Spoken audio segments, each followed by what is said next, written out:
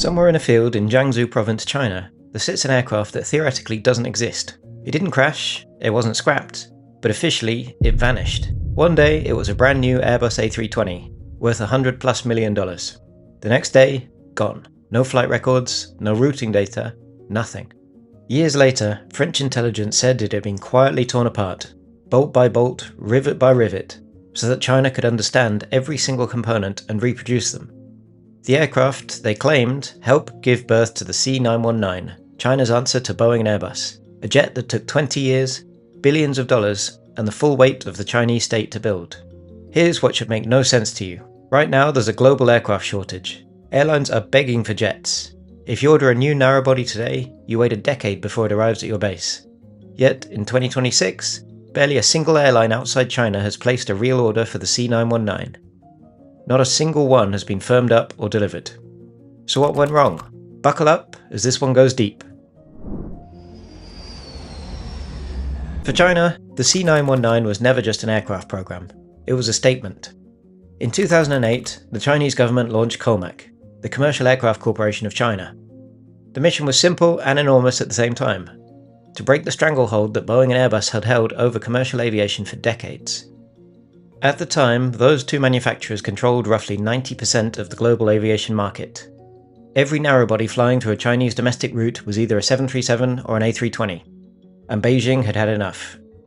The C919 was positioned directly against both, the Airbus A320neo family and the Boeing 737 MAX. Same category, same routes, same passengers. And on paper, the C919 looked like a genuine contender. A clean sheet, 21st century design with modern aerodynamics, and none of the legacy baggage of jets whose basic frames trace back to the 1980s and the 1960s respectively. For China, the C919 was more than just a plane, it was a declaration. But before we dive into the problems, let's be fair, because dismissing the C919 entirely would be wrong. Domestically, the aircraft is working. China Eastern became the launch customer back in May 2023. Since then, the C919 has expanded to multiple domestic routes connecting Beijing, Shanghai, Guangzhou, Chengdu, and major economic hubs. 3 of China's largest carriers now operate the type. By the end of 2025, the aircraft had carried over 2 million passengers within China. The order book looks strong too. Over 1,000 orders across more than 24 customers, surpassing some established regional jets. A shortened variant, the C919-600, rolled off the production line in January 2026. A stretch version targeting the A321neo segment is already in development. Both Airbus and Boeing leadership have publicly acknowledged that COMAC is a genuine long-term threat, and these are not people who say things like that lightly. So the aircraft exists, it flies, and passengers ride in it. And yet none of this has produced a single confirmed international buyer, which brings us to the question that changes everything. If the C919 is flying safely, carrying thousands of passengers, sitting on a healthy order book, why are international airlines treating it like it doesn't exist? The answer reveals what aviation really is. Not a technology business or a manufacturing business, but an ecosystem business. And ecosystems take decades to build. The C919 faces 3 major problems that compound each other. Understand all 3 together, and the picture becomes very clear. The C919 currently is powered by the CFM LEAP 1 Charlie engine. CFM International is a joint venture between GE Aerospace and Safran of France, and the LEAP family is one of the most advanced turbofan engines ever built. The A320neo uses the LEAP 1 Alpha, and the 737 MAX uses the smaller LEAP 1 Bravo. Same family, right? Well, not quite. According to industry sources, the LEAP 1 Charlie was developed with certain advanced technologies deliberately withheld. CFM and Western suppliers had legitimate concerns that cutting-edge components might be reverse-engineered and fed into the CJ1000A, which is China's own indigenous engine in development. Some analysts have described the LEAP 1 Charlie as sitting closer in capability to an upgraded CFM 56 than to its LEAP siblings, and that's a significant distinction. The LEAP 1 Charlie also weighs considerably more. Its wet weight sits between 3,929 and 3,935 kilograms, against the LEAP 1 Alpha at roughly 2,990 to 3,153 kilograms, due to different components and a different reverse thrust system, amongst other things. That's over 900 kilograms of extra engine weight, and on a narrow-body aircraft, that really matters. The results show up in the fuel burn. Independent estimates suggest that the C919 burns roughly 10% more fuel per seat than the A320neo. On a single flight, that might sound manageable, but across a fleet of hundreds of aircraft flying daily for 20 years, that number defines whether an airline survives or struggles. Then there's the range. The C919 carries nearly 6,000 litres less fuel than the A320, constraining where it can fly. Its range sits around 4,075 to 5,555 kilometres, against the A320neo's 6,300 to 6,480 kilometres. For Chinese domestic routes, that's fine, but for the medium-haul flying that international low-cost carriers depend on, it becomes a real limitation. Being close to Airbus and Boeing is not close enough when airlines are making billion-dollar fleet decisions that will shape operations for the next quarter of a century. In aviation, close does not win contracts. Now this is the part that many people miss, and it might be the most important. Airlines buy ecosystems rather than just aircraft. Committing to a fleet type means signing up for everything that comes with it. Global spare parts networks, maintenance facilities on every continent, certified engineers, pilot simulators, leasing companies who understand the asset's residual value, a manufacturer who'll be there for the next 30 years. This is why AOG, or aircraft on ground, is so feared in aviation. When a jet goes unserviceable with no spare parts nearby, and no qualified engineers to call, that aircraft hemorrhages money. It disrupts schedules, it destroys customer trust, so airlines calculate these risks before signing a single order. Boeing and Airbus both built their ecosystems over decades of relationships and global infrastructure. Partners across Japan, Britain, France, Canada, Italy, Germany, and dozens of other countries are deeply interlocked with both manufacturers. That network is invisible to passengers, but it's everything to the people running the airlines. COMAC has none of that, at least not yet. An aircraft can be technologically good and still be commercially risky. For a regional carrier in Southeast Asia thinking about ordering 20 C919s, the question is not just will it fly, it's what happens when it doesn't? Who sends the part? Who certifies the repair? Who finances the lease in 5 years? Right now, COMAC can't answer those questions with the certainty airlines require before writing $1 billion check.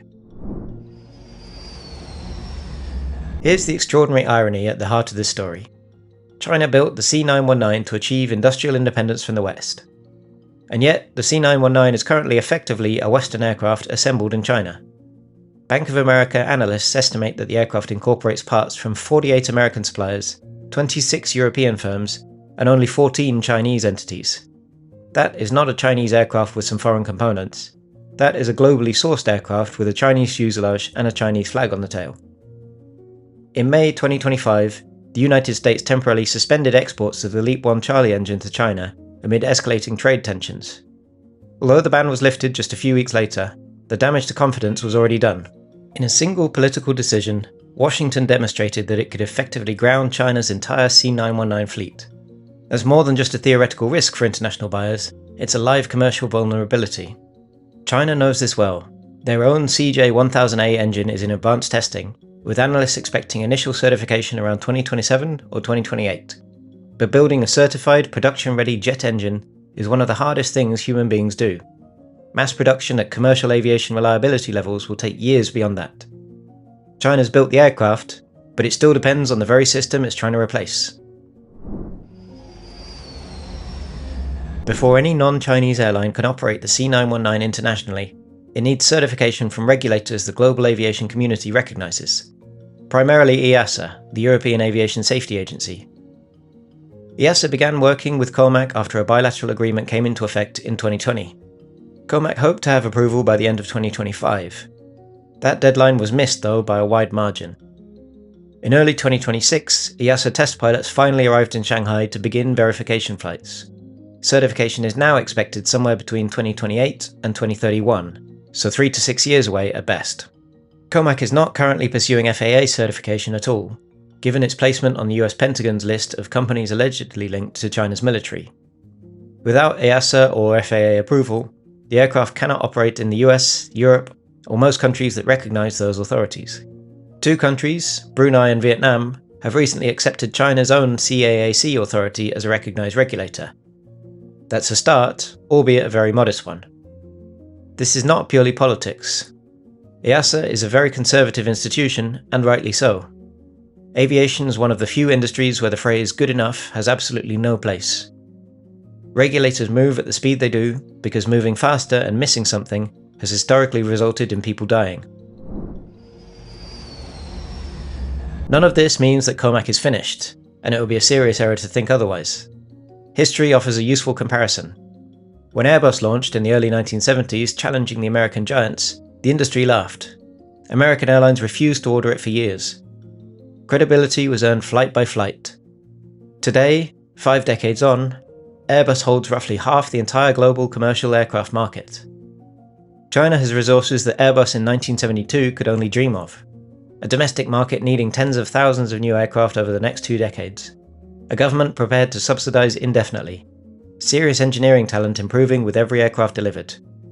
38 C919s are flying today. Each flight hour adds to the reliability database. Each year of operation builds the case for international buyers. When the CJ1000A reaches certification, an aircraft that can't be grounded by Washington with a phone call becomes a very different commercial proposition. When EASA's certification arrives, doors that are currently closed will open. The path forward for COMAC exists for sure. It's just longer, harder, and more expensive than Beijing's original timeline suggested. The hardest part about building a commercial aircraft may not be designing it, manufacturing it, or even certifying it, but convincing the world to trust it. Trust in aviation isn't just handed out, it has to be earned through decades of flights without incident, through parts arriving where you need them, be it Nairobi or Manila or Oslo, through lease valuations that still hold up when the aircraft is 12 years old. The C919 is a real aircraft carrying real passengers, and China is a real industrial power with real ambitions. But as of now, the aircraft exists in a world that COMAC doesn't control. It flies on Western engines, it has Western avionics, it's subject to Western export regulations, but it doesn't have Western regulatory approval, and it doesn't have the global infrastructure that international airlines need. Until China can build not just the aeroplane, but the whole ecosystem around it, the C919 is destined to remain what it is today, which is powerful at home, but virtually non-existent abroad. It's not a permanent condition, but it is the current reality in 2026. And in aviation, the gap between ambition and reality tends to be measured in flight hours, not just years. Thanks very much for watching, I hope you enjoyed it. If you did, I think you might love this video next.